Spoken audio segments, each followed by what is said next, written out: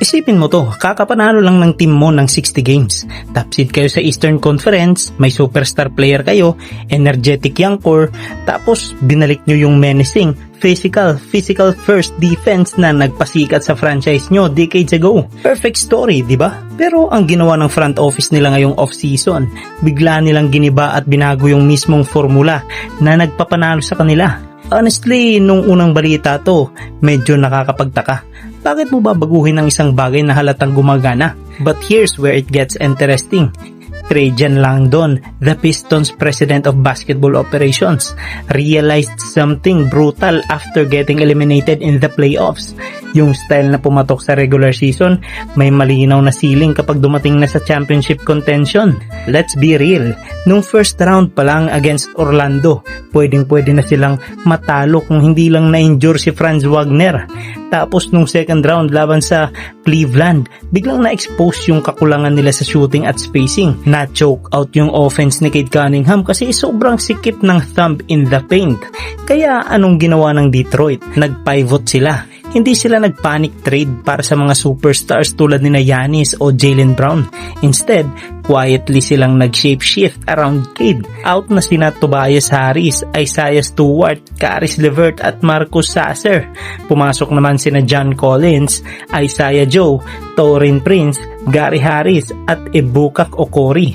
Notice the pattern. Binawasan nila yung pure physical grinding at pinalitan ng legit perimeter threat, modern floor spacing at athletic roll gravity. Binibigyan nila si Cade ng totoong space para mag-operate. What if yung bad boys identity marunong na ring tumira sa labas?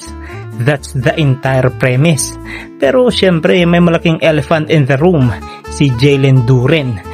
Kahit may kaunting tension sa contract extension negotiations niya recently, Duren is still a total monster. All-NBA third team, led the league in true shooting percentage at kaka 22 years old pa lang. Pero noong playoffs, bigla siyang nawala at nahirapan sa defensive coverages. Ang tanong ngayon, kakayanin ba ni Duren maging anchor ng bagong modern offensive system na to? O babagal pa rin ang development niya kapag napalibutan ng mas maraming shooters? Sa ngayon, madaming nagdududa. Sabi ng iba, sobrang radical daw ng ginawa ng Detroit kasi binawasan nila yung physical gritty culture na nagbigay sa kanila ng tagumpay.